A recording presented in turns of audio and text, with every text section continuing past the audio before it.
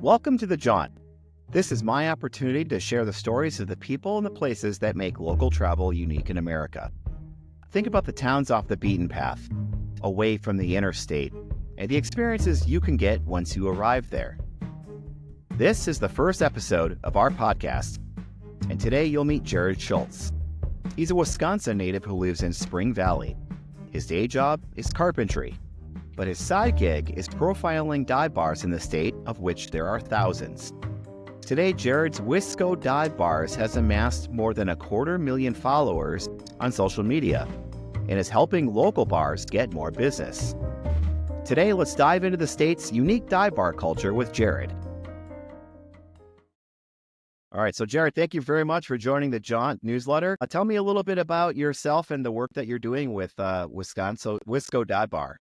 Yeah, I appreciate you having me on. I've just created this. I don't know if it's insanity or if it's brilliant or maybe a combination of the two, but since January 14th of 2022, I decided to travel around the state and basically shoot dive bars, a commercial. And it hasn't just been dive bars. I mean, as I've gone, people have suggested places, and I've been to some really nice places, but some of those really nice places are in towns of 2, 3, 4, 500 people. And they're just locally owned small businesses that are almost a landmark of the area that they're in, which I think almost kind of puts them into a dive bar category, I think.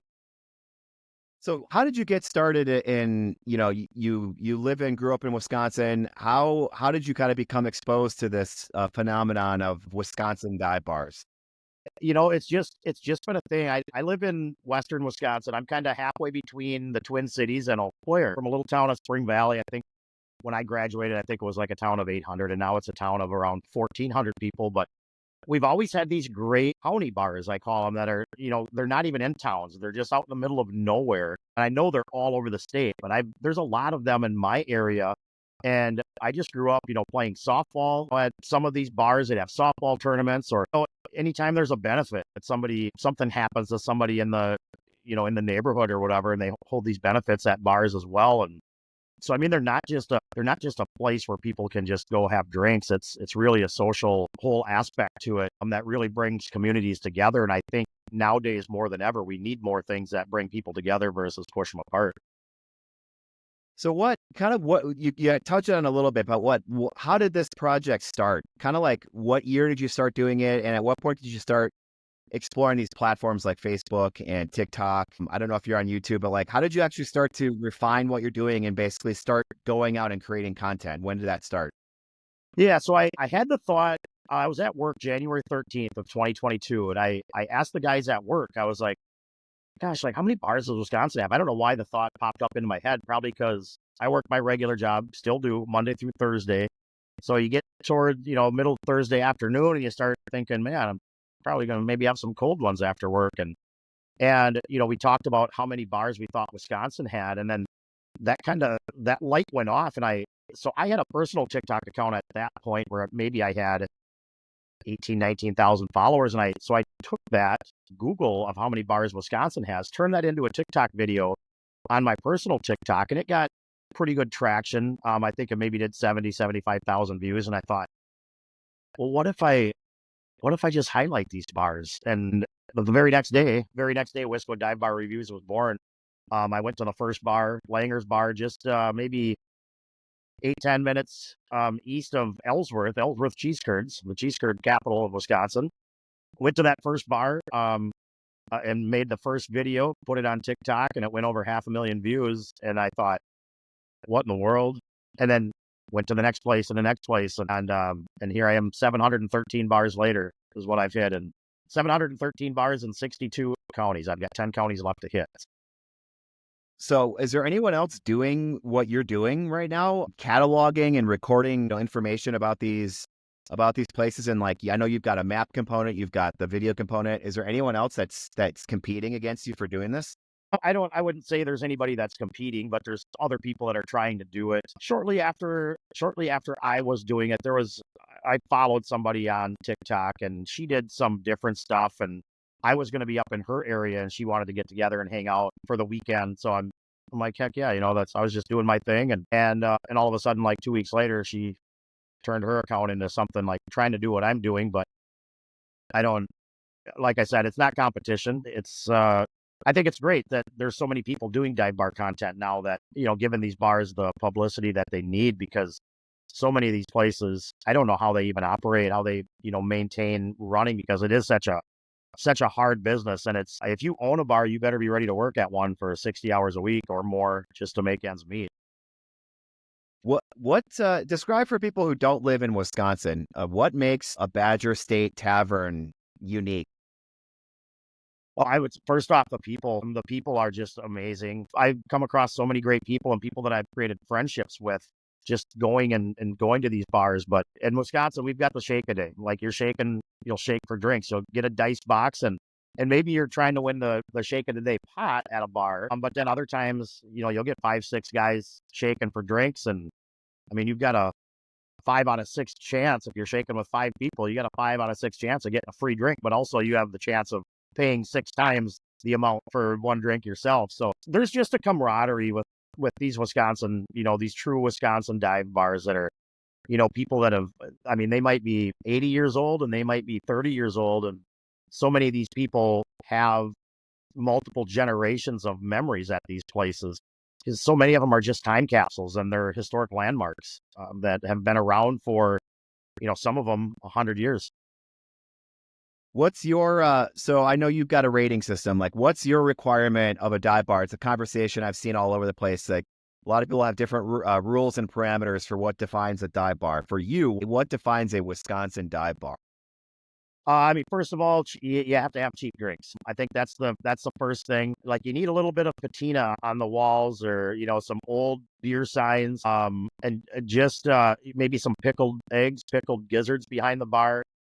Some of these serve delicious food. Other ones are so divey that you wouldn't probably even want to eat a candy bar there.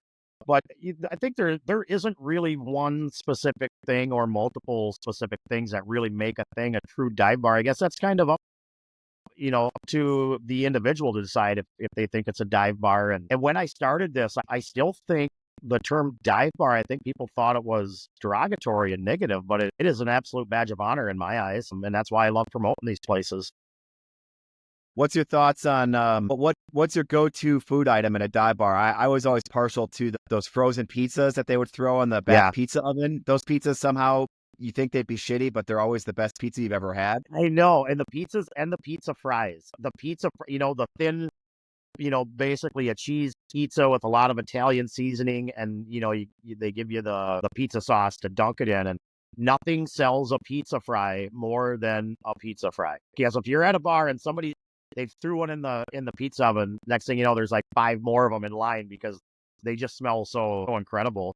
And so many of the bars don't have, that's all they have is a pizza oven and frozen pizzas, and which is just another staple of a dive bar as well. You touched on the shake of the day. What are some of the other unique dive bar traditions that you've seen, that you've run across, that are kind of making your list? Yeah, there's definitely, pull tabs. I would say 95%, maybe 99% of these bars that I've been to have pull tabs. I mean, that's just a staple of Wisconsin. And also, there's so many of them too. There's a gun raffle going on, or so many times at every bar you'll see a stack of raffle tickets for something, whether it's the rod and gun, the local rod and gun club, or a benefit or something like that, something to raise money. And there it seems like they're always stacked at the bars, and it's just like, people know that. I think the people at the dive bars are just some of the warmest hearts and most caring people that you're going to find, and they're the people that really make things go round when comes to the end of the day, that makes everything work with these dive bars. What's your favorite dive bar in all of Wisconsin? Like, if you had to crawl there, you would crawl on your hands Man, and knees to get there. man, I mean, I have loved all 713 that I have been to, but I was at one recently that was so different and so quirky and so unique. Pete's Garage Bar in Oshkosh. That place, the shtick with them is they're sarcastic, and they kind of talk crap to you a little bit. And it's such a cool atmosphere. And at first I was like, I've heard of it. I knew that that's what they did, but when I went in and I got to deal with it, face to face. I was just like, what in the world? But it was just so cool. I fit right in. Yeah, they're just a great staff. They have great food too. They do a great burger. I'm sure they have other great food too, but I just had the burger. But it was just a absolute blast, and it was something super unique that I've never experienced before. And that's pretty crazy to think that. I mean, that was maybe bar number 680 or so. To be able to go to the 680th bar and have it a totally unique experience, something brand new, is really a tip to the cap to them on how they do things. What's the dive bar you've heard the most recommendations that you need? I know there's the Plywood Palace comes to Yeah, mind, but like, is that the one that everyone tells that you gotta go to? the Plywood Palace has definitely been suggested. I would say 10 times more than the second most suggested place, and Pete's Garage Bar was suggested a lot too, um, and there's Big Jackson Clinic outside of Mauston. That's one that's been suggested a ton. I've been there. That is an ultimate dive bar, along with White Creek Tavern, which is not too far from there. I said maybe 20 to 25 minutes to the east. I'm just north of the Dells, and that is a mega dive. That place is divier than the Plywood Palace for sure.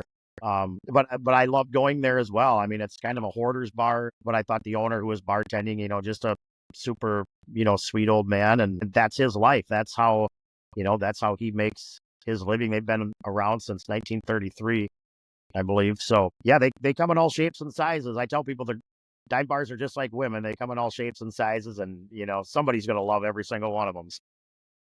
There, I did my bachelor party about 10 years ago up in Hayward on the Chippewa Flowage, and I've gone back up there with a few buddies, and one time he took me to a dive bar south of the Flowage there, and it was the diviest bar I ever went to. It was a mobile home with the woman had a slide over window that she would throw the cans out onto, and then it was off an ATV trail. Do you know the name of that one? That's Buckwheat's Resort. I absolutely love that place. Yeah, it's in Buckwheat's Resort in Ojibwa, not too far from Hayward. What is it? So it would be southeast of Hayward. I've actually been there a couple times. I was back there on the 4th of July this year, and she told me, yeah, it's what is it?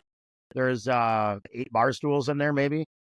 I think, yeah, it was like being in someone's mobile home, and there was like carved out like a little kitchen. I mean, I didn't know how they got a permit to make that thing work, but it Yeah, was working. that place has been around forever. I mean, that was an actual fully functional resort at one time, and when I was there the first time, Joe, the owner, I think she is just an absolute sweetheart, and I know she's been having some health problems recently, so hopefully she'll bounce back out of that. But I've met her son and her grandson, and she told me that Brett Favre and Mark Chmura used to stop in there quite a bit back when they were playing with the Packers. So Man, how do you handle recommendations now and like plan? Yeah, I know you are. If I'm not mistaken, you're a carpenter. You work full time. So how do you like handle recommendations now with your popularity and plan your trips on the weekends? Is like everything centered around this work? yeah, I mean, it really is. I mean, I basically do the dive bar stuff every other weekend. I have my youngest daughter half of the time, so being dad always comes before being the dive bar guy. But I will get a bunch of suggestions, and when people comment stuff, like I love it when they, because I'm on TikTok, Facebook, Instagram, YouTube, and Threads. And I'm trying to get into X now too, like Twitter. I'm like I need another platform, but I thought, well, like why not try to get that fired up as well? But I love it when people will message me on Facebook, because then I could just go into my Facebook Messenger, and I can just punch in like a town like Waterford, and I can type in Waterford, and all the suggestions will pop up. And I actually do have a notebook with, I think I have over 1,200 bars written down, where people will suggest places, whether it's if I'm on a TikTok live, if I'm just the comments on my videos. I'll take screenshots of them and then take some time when I do get some time, and I'll spend like 3, 4 hours actually writing them down. And I actually have a photographic memory. So I remember, like, if we get to a town and I see the town, it's like, oh yeah, like I remember people suggesting these places. It really is it's a really a group effort. I mean, I guess I'm the one that does all the footwork and all the videoing and all the editing and everything, but it really is a group effort, with my followers, making what I do work so well, because there's so many of these bars that I wouldn't be able to find, without my followers. So, and how do you like? What's your work process? Like, what's your process look like? You have an iPhone, you've got your notebook. Like, how do you like? What's an end to end example look like? You hit the road, and like, how do you put this all together? Like, what's your work style and process look like creatively? Yeah, a lot of times I will go out like this weekend. I hit some places. I think I'm actually going to go out and hit maybe a couple today too. With the Packers being on later, it's always a good time to be at the bar. But so typically I will go out. I'll have a bunch of bars in my phone, and then maybe tonight I'll just sit down and I'll start editing. It always works out the best when I can edit all of them, but sometimes it's such a tedious process. And I've also learned how to video in a way that makes it easier for me to edit as well. After doing this 700 plus times, so I mean that helps. There's a lot of, I mean, I'm still learning too. I mean, I'm trying to do things a little bit different. But yeah, it's I would say it takes maybe every bar I said by the time you edit it and then by the time I post it on everything, doing the hashtags and whatever, I would say every bar probably takes just on average maybe an hour, hour and a half of, from the time I start editing it to getting it posted online and then getting it on my website. But I would say it's probably an hour and a half. Some of them are, I've had edits too where they have taken a couple hours to edit just because if there's a band or something going on at the, depends on the craziness of the bar. So, And are you editing on your phone? Or are you editing on a laptop? Or how are you editing all this stuff? yeah, I usually edit everything right on my phone. I mean, now, with the new iPhones, with these smartphones, they've become so advanced. They basically are a laptop. I mean, I do have a Chromebook too that I use for doing some of the stuff. But yeah, as a whole, I would typically it's all done on my phone, which makes it super easy. Is there an app that you're using to like edit all this stuff? Like, are you using like I've Creative used a couple. Suite? Yeah, I've used a couple. I mean, there's been times where I will just use TikTok to edit. Sometimes I'll just use Instagram to edit. Sometimes, Movie Maker. Sometimes I even actually bring in Snapchat, just because there's some stuff that I can do on there, and then pull my video into Snapchat and then take it back out and edit. And actually use a couple different editing areas to make a video work. Crazy. Sounds complicated, but it really isn't, I don't think. Wow. Well, I've done documentary films in the past, and the editing on that is just at an insane. Obviously, the output is a little bit different, but it's been astounding to me that over the last 5 years, these phones are becoming a place where you can capture, do narration, do editing, do graphics. Like everything is streamlined into that. I mean, I think that's obviously I think the Apple wants a lot of these phone manufacturers are trying to get you to create stuff in one place, and it's just crazy to me how easy it's gotten. Yeah, it is. And I think that's maybe one of the benefits too. I mean, I don't, doing dive bar material, people aren't looking for an over the top, like if they're watching the movie Avatar, they're not looking for that kind of production. I mean, it's a dive bar. I don't want to roll in with a bunch of fancy film equipment, and that's not it at all. I think being able to stick with my phone really gives that third person perspective. I think that people enjoy. But yeah, I'm always looking to try to tweak things a little bit. Like I said, keep it fresh and doing different stuff.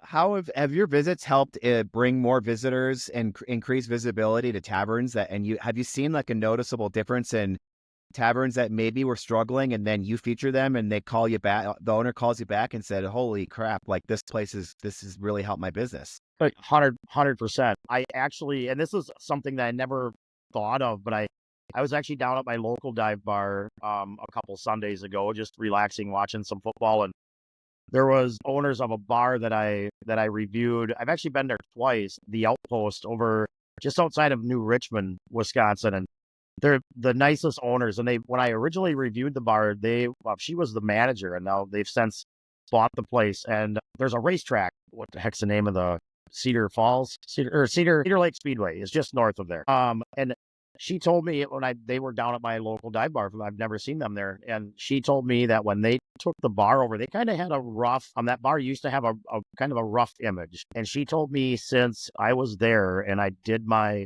interview, she said, our business has really picked up. We've got a lot of locals that have come back because they left because the bar was, got to be kind of rough. I mean, now it's totally changed, and it's a totally different atmosphere now. So my video showed people like, hey, this isn't, your grandpa's, outpost. This is the new outpost. And that's really cool. And she said people that are local and now they're local people, but they're now regulars at the bar, and they do have great food there, and they've got a great view right on the Apple River. And so that's really cool for me to hear that, because that's what it's all about. Is I've never charged a bar a penny for doing a review. I'm here to, I can't walk into a place and say, I'm here to support your small business, give me money. Morals before money, always.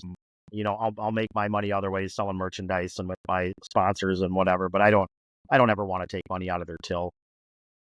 And so I've heard over the last 10 years, maybe like the dive bar or the tavern world is kind of hit lower peaks. It's kind of some bars and taverns are closing. It's hard business to be in.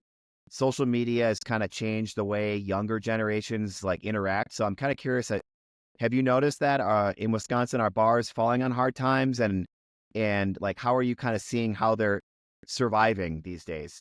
Yeah, I don't think there's any question that, everybody, I mean, bars are not exempt from the, rough times that we've had the last, pretty much since COVID, really. But I think there's a silver lining, though. I think with COVID, made people almost want to bargain shop for their beers a little bit more. I think dive bars have become more popular over the last 2 or 3 years.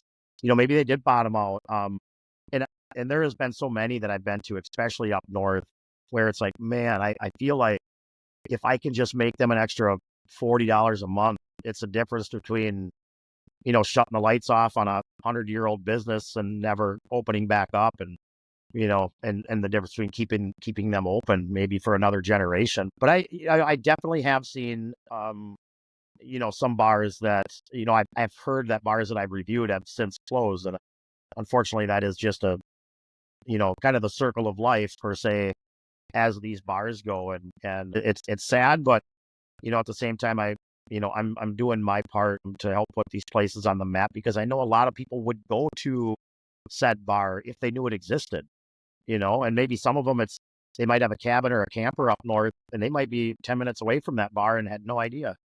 So it's all about, bringing exposure to them and just letting people know that, hey, there's a bar down this old gravel road. So, and I really do feel like it's just, when it comes to what I do and with the bars, I just feel like like we're teammates. Like I want the best for them, and I've been treated so well at all these bars, and I really am thankful for, the way I get treated and the way that people, embrace what I'm doing, as crazy as it is. And there's something to be said about, there's this concept of like a third place. It's like a church. It's like the social gathering spot that is outside of your home. And, bowling alleys, churches, and taverns in Wisconsin are about the most sacred of the third place. And I feel like you could probably argue that all three of those are facing like threats and extinction level. Like a lot of my hometown bowling alley is gone. Yeah. And you had a bar in it. And just kind of curious if you could speak to like what that means to the stories and the people and the places that you see, like how important this is as a place where families of all ages can really gather. It's that important. Yeah, without question. And my hometown bowling alley is gone as well. But yeah, in driving through these small towns and on my travels all over the state, I see the skeletons of small businesses. You can tell that used to be the feed mill. And you'd be like, I knew that used to be a bar, like you can tell, or maybe a blacksmith shop or whatever. And you just see the skeletons of it, and it is heartbreaking, to know that some of these places struggle so much, and they do mean so much to the community. There's people that, you know, like somebody just mentioned to me the other day that at one of the bars that I went to, and she told me, I used to go there with my grandpa, and he would go and play cards, and back in like the 70s, and I would get a Snicker bar, and it would taste like a cigarette because, back then they were smoking in the bar. But it's, as goofy as that sounds, that's a memory that you have, and I don't have any grandparents left, and just the memories that these places hold, for so many people, young and old. It's heartbreaking to see, see them disappear because they really are time capsules, and they're really historical societies of of these great communities that they're in, whether it's Madison, Milwaukee, Green Bay, or some little town like Yuba that I was at, the smallest incorporated town in the state of Wisconsin. The population sign said 91. But the locals told me that the population's actually 53. They just don't have the money to change the sign. So, but yeah, it really is. It's almost like that Little House on the Prairie style stuff that's still going on, to this day. One of the themes that I'm really interested in exploring, not just in Wisconsin but all over the country, it's kind of intra American reverse migration that's happening. And I feel like I live in Denver. I kind of pine for a small town and back in the Midwest, and I kind of miss it. Are you noticing in any of the bars you're going to, like, younger generations of families that are leaving big cities and coming back home to Wisconsin and kind of coming to live in these small towns and making it a point to make their life there? Yeah, I think I've seen it. I talked to a guy yesterday who he's from Wisconsin but lived in Minnesota, and he told me he just sold his house in Minnesota and he has a cabin in Balsam Lake, and they're officially taking up residence at their cabin and looking for a place to buy or build.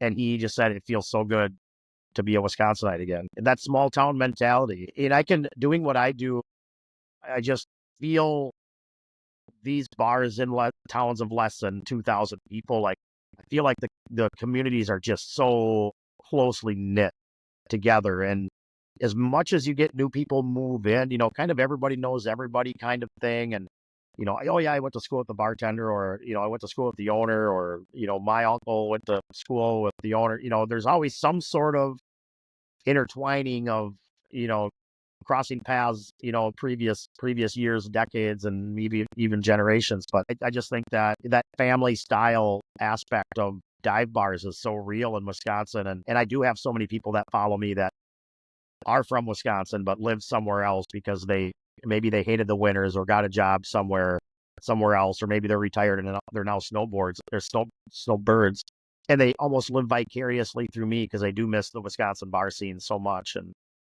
it's so important. And I think one of the things that has really helped these bars too is the Tavern League of Wisconsin is kind of like a union for these bars, that gives them some protection and some rights that they wouldn't maybe normally have. And I've gotten to be really good friends with Keith Kern, who is the president of the Tavern League, and his wife Emily. They're amazing people. And I was actually just at the Tavern League of Wisconsin does a spring and fall convention every year. And they just had their fall convention the beginning of October in Wisconsin Dells. And there was over 1,000, I think Keith told me there was 1,047 or 1,074 bar owners down there for that. And it would have taken me 10 to 15,000 miles driving to meet those bar owners. And maybe even all of them, 90% of them, I feel like, came up to me, shook my hand, and told me they appreciate what I do. And maybe it's a place that I've already reviewed. But, bar one is just important to my process as bar number 713 is. And I love swinging back. I love swinging back off the record sometimes on some of these bars. And just because, I love them so much. And it's been a really cool process for me to get, from day one to where I'm at. It's been so much work, but been worth every single mile that I've driven and every second I've spent editing and doing my thing. Well, like I said, I've done documentary films about, like, multiple generation, very state specific things. I did one on a fourth generation dairy farmer in Monroe who's trying to keep his farm alive. One of the film treatments I have a concept going is essentially called the Tavern League, and I hope someday to do a film about that unique organization and what they do for something I'm super, super passionate and excited to potentially do someday, and put a movie together on that. Yeah. And I know there's some people that are kind of anti Tavern League because they think that they're responsible for marijuana not being legal in Wisconsin. And that's not the case at all. I mean, and Keith told me right out himself, he said the Tavern League has never spent a dollar lobbying against the legalization of marijuana. But there's a lot of stuff that goes behind the scenes. It almost gets political, and I don't like doing politics or whatever. But If you're a great person, you're a great person. I don't care who you vote for. Just don't shove it down my throat. Keep your own opinions, and that's what I do. But the I think it was in 2023 alone. I believe the number was $24.1 million the Tavern League donated to organizations all over the state. I mean, they regulate a lot of money, but they do a lot of good with their money as well. And we need places that do that give money back to the communities, because $1 million to them might not be a whole lot, but man, $10,000 to a family that's in need or something means the world. So And I grew up in Elkhorn down in Walworth County, and I looked at your map. I don't believe you've gotten down there yet, unless I'm I looking. haven't. Yeah, that is one of the 10 counties that I haven't hit. It's weird how it's worked out. I actually have a map in the garage of the counties shaded in that I've been to, but yeah, there's 3 counties around Janesville that I haven't been to yet, and then there is, for some odd reason, Door County, Kewaunee County, and Manitowoc County I haven't hit yet, and then like Marinette, Forest, and there's another one there too. So it's groups of 3, and then there's Menominee County that isn't far from that Forest, Marinette. So it's really only going to take me 3 weekends to hit them all. And I had planned to go to Door County 2 weeks ago. My girlfriend got sick, and I thought, well, Door County's a little bit too romantic for me to go by myself. Yeah. So instead, I went down to like the Prairie du Chien area and Richland Center area, and I'd never been in the heart of the Driftless area in Wisconsin. And it might be